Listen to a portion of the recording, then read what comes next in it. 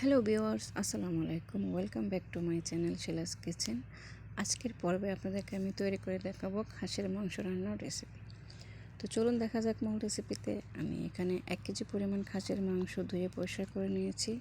এবার এর মধ্যে আমি সব রকম মশলা দিয়ে ওটাকে ভালো করে মাখিয়ে নেব।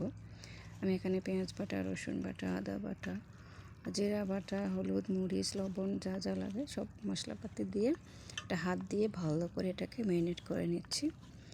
এভাবে হাত দিয়ে ভালো করে মশলাটা মাংসের সাথে মাখিয়ে নিয়ে এটাকে 30 মিনিট যদি রেস্টে রেখে দেওয়া হয় এবং 30 মিনিট পরে ম্যারিনেট করা মাংসটা রান্না করলে এটার স্বাদটা দ্বিগুণ বেড়ে যায়।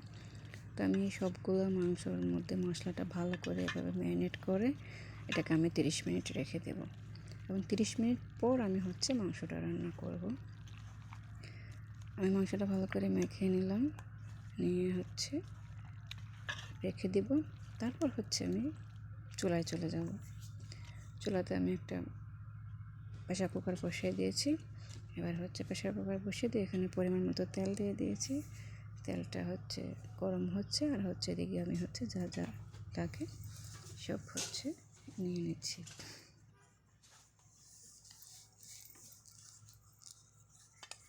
তেলটা গরম হয়ে গেছে। এবার আমি ম্যারিনেট করা মাংসটা এর মধ্যে ঢেলে দিচ্ছি। মাংসটা দিয়ে এটাকে ভালো করে নেড়ে চেড়ে কিছুক্ষণ কষিয়ে নেব।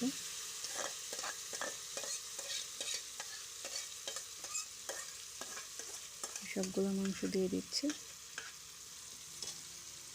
দিয়ে এটাকে ভালো করে নেড়ে চেড়ে নেব। নিয়ে এটাকে আমি কিছুক্ষণ কষিয়ে নেব। কষানো হয়ে গেলে তারপর এটাকে আমি একটু পরিমাণ মতো পানি দিয়ে প্রেসার কুকারের ঢাকনাটা আটকিয়ে 7-8টা সিটি দিলে রান্নাটা আমার কমপ্লিট। আমি এর মধ্যে মাংসের মশলাও দিয়ে দিয়েছি, একসাথে দিয়ে দিয়েছি। এবার এটাকে ভালো করে কষিয়ে নেব। আমি এদিকে কয়েকটা আলু কেটে রেখেছি, আলু কেটে ধুয়ে পরিষ্কার করে রেখেছি। এটা কষানো হয়ে গেলে এর মধ্যে আমি কয়েকটা আলুও দিয়ে দেব।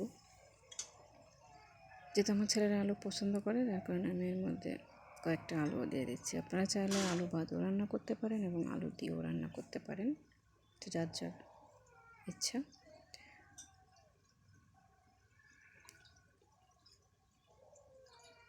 তো এর মধ্যে একটা কথা বলে রাখি, যদি আপনাদের কাছে আমার ভিডিওটি ভালো লেগে থাকে, আপনারা যেখান থেকে দেখে থাকেন, ফেসবুক পেজ বা ইউটিউব থেকে দেখে থাকেন, ফেসবুক পেজ থেকে দেখলে আমার পেজটা ফলো দিয়ে রাখবেন এবং লাইক, কমেন্ট, শেয়ার করবেন।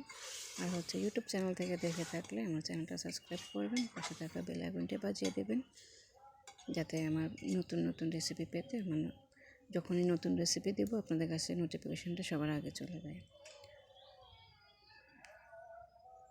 তো এবার আমি ঢাকনা দিয়ে এটাকে কিছুক্ষণ কষিয়ে নেব।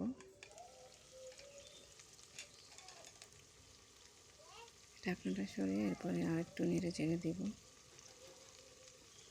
এবার আমি যে আলুগুলো কেটে রেখেছি সে আলুটা এবার দিয়ে দেবো।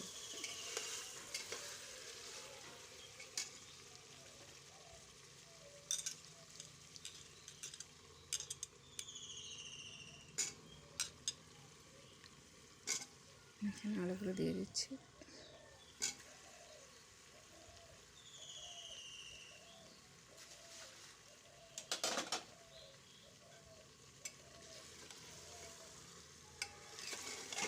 এবার মাংসের সাথে আলুগুলোকে ভালো করে খুন্তি দিয়ে নেড়ে চেড়ে মাখিয়ে নেব। সবগুলো উপকরণ একসাথে মাখিয়ে নিয়ে আরও কিছুক্ষণ কুক করে নেব। এবং কিছুক্ষণ রান্না করার পরে তারপরে পরিমাণ মতো একটু পানি দিয়ে দিব। পানি দিয়ে ঢাকনাটা অফ করে দিয়ে দেব।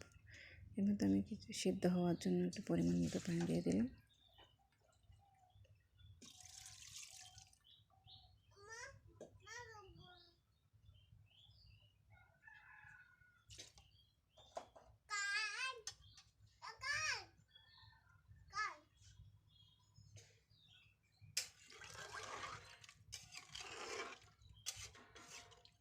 পানি দিয়ে এটাকে নেড়ে চেড়ে নিলাম।